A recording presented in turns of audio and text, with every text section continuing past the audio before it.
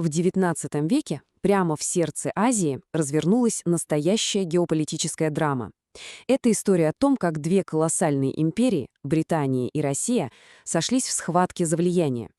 И как в самом центре этой бури, в тисках между ними, был буквально выкован современный Афганистан. Представьте себе огромную шахматную доску. С одной стороны, Британская империя, которая отчаянно пытается защитить свою главную ценность– Индию. С другой– Российская империя, которая неумолимо движется на юг, расширяя свои границы. А между ними – приз, ключевая фигура– Афганистан. Весь этот клубок интриг, дипломатии и, конечно, войн вошел в историю под очень метким названием «Большая игра». Это была не просто череда сражений, а именно сложнейшая партия, где целью было не столько захватить, сколько не дать противнику усилить свои позиции в этом стратегически важном регионе. Но почему именно Афганистан? Что сделало эти суровые земли центральной ареной такой грандиозной драмы? Ответ на самом деле прост. Он кроется в двух вещах – в страхе и в стратегии. Для Британии все было предельно ясно. Афганистан — это такой естественный барьер, который защищает жемчужину в короне, то есть Индию. Сама мысль о том, что русские солдаты могут однажды пройти через афганские перевалы, была для Лондона сущим кошмаром. Ну а Россия со своей стороны смотрела на это иначе. Для нее британское влияние у самых ее новых, свежеприобретенных границ Средней Азии — это прямая угроза. Каждая империя видела в Афганистане потенциальный плацдарм для удара противника. И вот, первый решительный ход в этой игре делает Британия. Она пытается взять Афганистан под прямой жесткий контроль. И эта попытка, она оборачивается одной из самых страшных и унизительных катастроф за всю историю британской армии. Итак, в 1838 году британцы вторгаются в страну. Они свергают местного эмира, Дос Мухаммада, и сажают на трон своего человека. Казалось бы, дело сделано, но не тут-то было. Оккупация вызвала такое яростное сопротивление, а кульминацией всего этого стала зима 1842 года. Британский гарнизон, отступая из Кабула через заснеженные перевалы, был, практически полностью вырезан. Это была не просто битва, это была настоящая бойня. Стратегия британцев была, в общем-то, простой и даже грубой. Военное вторжение и смена режима. Они хотели полностью, напрямую контролировать все, что происходит в Кабуле. И вот он. Главный урок той войны. Урок жестокий, но очень ясный. Оказалось, что нельзя управлять Афганистаном, просто приведя к власти своего человека и окружив его штыками. Без реальной поддержки местных племен, местных элит, такая власть просто обречена. Окей, план А с прямым контролем провалился с треском, и Британия меняет тактику. Вместо того, чтобы быть оккупантом, она решает стать, скажем так, кукловодом. Тем, кто дергает за ниточки внешней политики. Проходит почти 40 лет. В 1878 году старые страхи перед российским влиянием снова приводят британцев в Афганистан. Вторая война была короче, но ее последствия оказались куда более долгоиграющими. Все закончилось подписанием Гандамакского договора, а у власти в стране оказался новый, очень сильный и хитрый лидер Абдурахман хан. Что же это был за договор? Афганистан терял часть своих пограничных территорий. Но самое главное, он полностью лишался права вести самостоятельную внешнюю политику. Отныне любые контакты с другими странами только с разрешения и через Британию. По сути, Афганистан превращался в протекторат.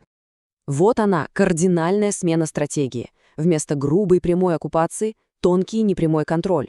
Британия как бы говорила эмиру: внутри своей страны делай, что хочешь, но вот ключ от входной двери – будет у нас. И вот этот новый статус буферного государства привел к одному из важнейших событий во всей этой истории — к созданию той самой физической границы, которая и по сей день остается источником огромного напряжения.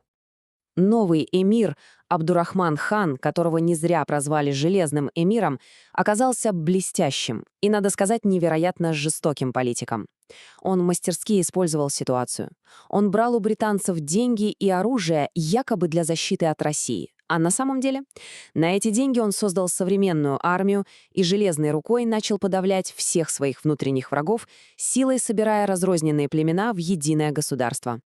И вот мы подходим к ключевой дате во всей этой истории. Запомните этот год. 1893. Момент, когда на карте была проведена линия, эхо которой мы слышим до сих пор.